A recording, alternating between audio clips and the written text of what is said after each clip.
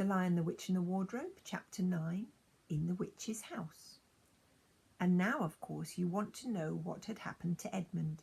He had eaten his share of the dinner, but he hadn't really enjoyed it because he was thinking all the time about Turkish delight. And there's nothing that spoils the taste of good ordinary food half so much as the memory of bad magic food. And he'd heard the conversation and hadn't enjoyed it much either, because he kept on thinking that the others were taking no notice of him and trying to give him the cold shoulder. They weren't, but he imagined it. And then he listened until Mr. Beaver told them about Aslan, and until he heard the whole arrangement for meeting Aslan at the stone table. It was then that he began, very quietly, to edge himself under the curtain which hung over the door. For the mention of Aslan gave him a mysterious and horrible feeling, just as it gave the others a mysterious and lovely feeling. Just as Mr. Beaver had been repeating the rhyme about Adam's flesh and Adam's bone, Edmund had very quietly turned the door handle, and just before Mr. Beaver began telling them that the White Witch wasn't really human, but half Djinn and half giantess, Edmund had got outside into the snow and cautiously closed the door behind him. You mustn't think that even now Edmund was quite so bad that he actually wanted his brother and sisters to be turned to stone. He did want Turkish delight and to be a prince and later a king, and to pay Peter out for calling him a beast. As for what the witch would do with the others, he didn't want her to be particularly nice to them, certainly not to put them on the same level as himself, but he managed to believe, or pretend he believed, that she wouldn't do anything very bad to them because, he said to himself, all these people who say nasty things about her are her enemies, and probably half of it isn't true.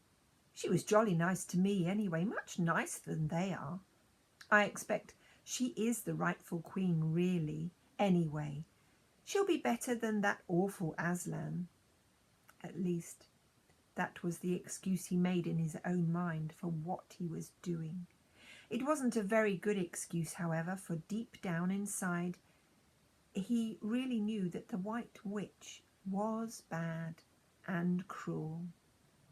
The first thing he realised when he got outside and found the snow falling all around him was that he had left his coat behind in the beaver's house, and of course there was no chance of going back to get it now.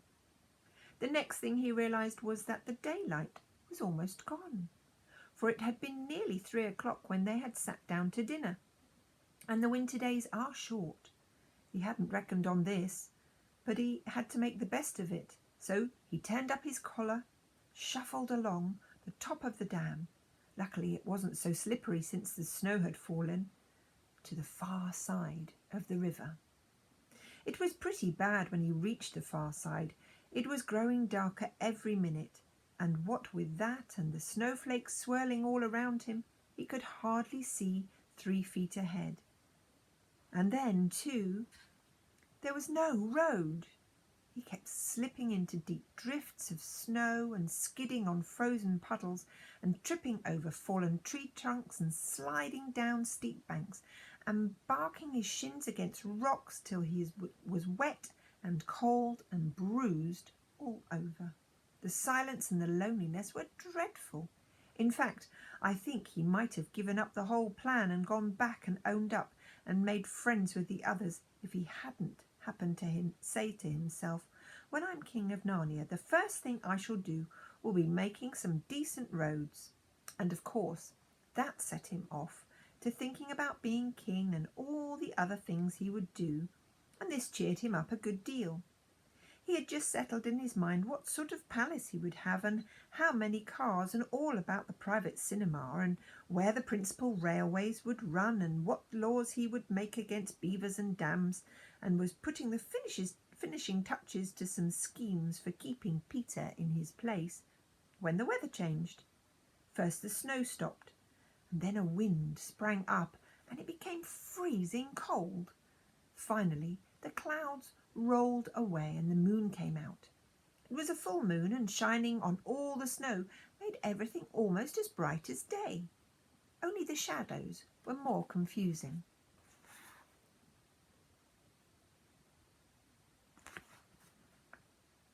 He would never have found his way if the moon hadn't have come out. He'd got to the other side of the river. You remember he had seen, when they first arrived at the Beavers, a smaller river flowing into the great one lower down. He now reached this and turned to follow it up. But the little valley down which it came was much steeper and rockier than the one he'd just left, and much more overgrown with bushes, so that he could not have managed it at all in the dark. Even as it was, he got wet through, for he had to stoop under branches, and great loads of snow came sliding off onto his back. And every time this happened, he thought more and more how he hated Peter, just as if this had been Peter's fault.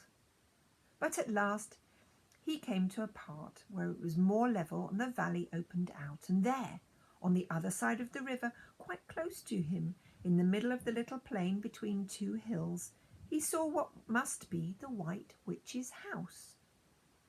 And the moon was still shining brighter than ever. The house was really a small castle, and it seemed to be all towers, little towers, with long pointed spires on them, sharp as needles.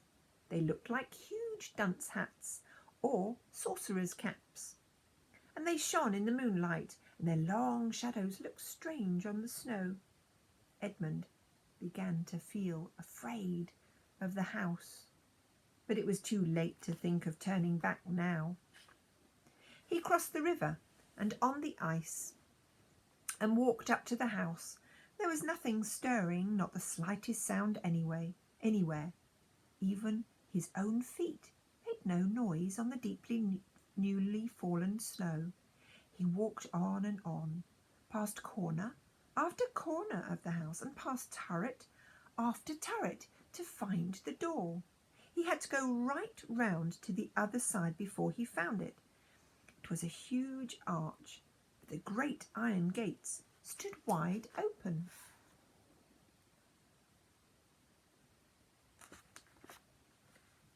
Edmund crept up to the arch and looked inside into the courtyard, and there he saw a sight that nearly made his heart stop beating.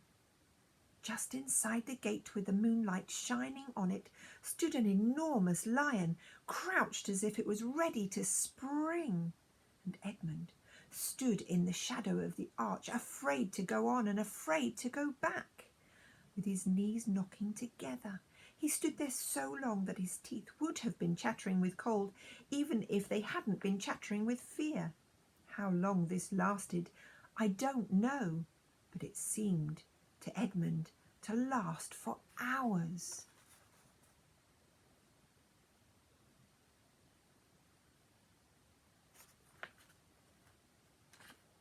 Then at last he began to wonder why the lion was standing so still, for it hadn't moved 1 inch since he first set eyes on it.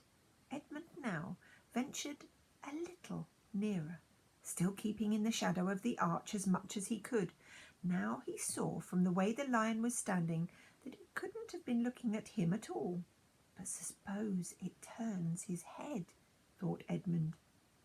In fact, it was staring at something else, namely a little dwarf who stood with his back to it, just about 4 feet away. Ah, thought Edmund, when it springs at the dwarf, then it will be my chance to escape. But still the lion never moved, nor did the dwarf. And now at last Edmund remembered what the others had said about the White Witch turning people into stone. Perhaps this was only a stone lion. And as soon as he had thought of that, he noticed that the lion's back on the top of its head were covered with snow. Of course it must only be a statue. No living animal would let itself get covered with snow. And very slowly, with his heart beating as if it would burst, Edmund ventured to go up to the lion. Even now he hardly dared touch it, but at last He put out his hand very quickly, and he did. It was cold stone. He had been frightened of a mere statue. The relief which Edmund felt was so great that in spite of the cold he suddenly got warm all over, right down to his toes. And at the same time there came into his head what seemed a perfectly lovely idea. Probably, he thought, this is the great lion Aslan that they were all talking about. She's caught him already and turned him to stone. So that's the end of their fine ideas about him. Ha! Who's afraid of Aslan? And he stood there gloating over the stone lion, and presently he did something very silly and childish. He took a stump of a lead pencil out of his pocket and scribbled a moustache on the lion's upper lip and then a pair of spectacles on his eyes. Then he said, "Ha, silly old Aslan, how do you like being a stone? You thought yourself mighty fine, didn't you?" But in spite of the scribbles on its face of the great stone beast, it still looked terrible and sad and noble, staring up at the moonlight that Edmund didn't really get any fun out of jeering at it. He turned away and began to cross the courtyard. As he got into the middle of it, he saw there were dozens of statues all about, standing here and there rather as pieces stand on a chessboard when it's halfway through the game. There were stone satyrs and stone wolves and bears and foxes and catamountains of stone. There were lovely stone shapes that looked like women but who were really tree spirits. There was the great shape of a centaur and a winged horse and a long live creature that Edmund took to be a dragon. They all looked so strange, standing perfectly lifelike and also perfectly still in the bright cold moonlight, that it was eerie work crossing the courtyard. Right in the very middle stood a huge shape like a man, but he was as tall as a tree, with a fierce face and a shaggy beard and a great club in its right hand. Even though he knew that it was only a stone giant and not a live one, Edmund did not like going past it. He now saw that there was a dim light showing from a doorway from the far side of the courtyard. He went to it, and there was a flight of stone steps going across to an open door. Edmund went up them. Across the threshold lay a great wolf. "It's all right," he kept saying to himself. "It's only a stone wolf, it can't hurt me." And he raised his leg to step over it. Instantly the huge creature rose. With all the hair bristling along its back, it opened a great red mouth and said in a growling voice, "Who's there? Who's there? Stand still, stranger, and tell me who you are."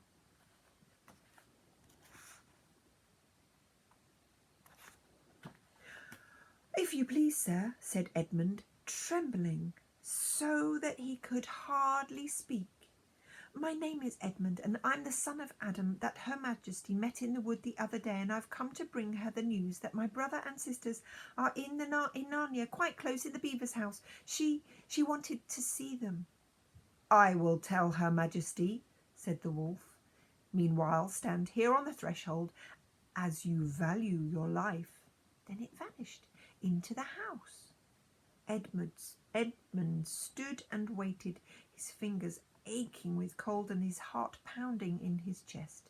And presently the grey wolf, Morgrim, the chief of the witches' secret police, came bounding back and said, "Come in, come in, fortunate favourite of the Queen, or else not so fortunate."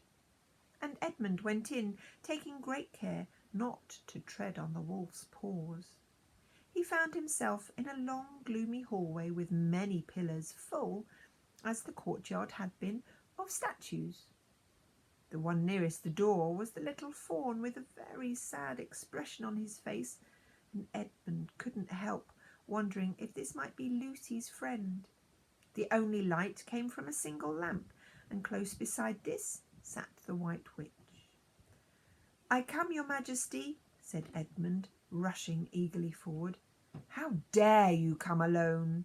said the Queen, in a terrible voice. "Did I not tell you to bring the others with you?" "Please, your Majesty," said Edmund, "I've done the best I can. I've brought them quite close. They're in the little house on the top of the dam, just up the river, with Mr. and Mrs. Beaver." A slow, cruel smile came over the witch's face. "Is this your news?" she asked. "No, your Majesty," said Edmund, and proceeded to tell her all that he had heard before leaving the Beaver's house. "What? Aslan?" cried the Queen. "Aslan? Is this true? If I found out you've lied to me—" "Please, I'm only repeating what they said," stammered Edmund. But the Queen, who was no longer attending him, clapped her hands. Instantly the same dwarf whom Edmund had seen with her before appeared. "Make ready our sledge," ordered the witch, "and use the harness without bells." And that's the end of the chapter.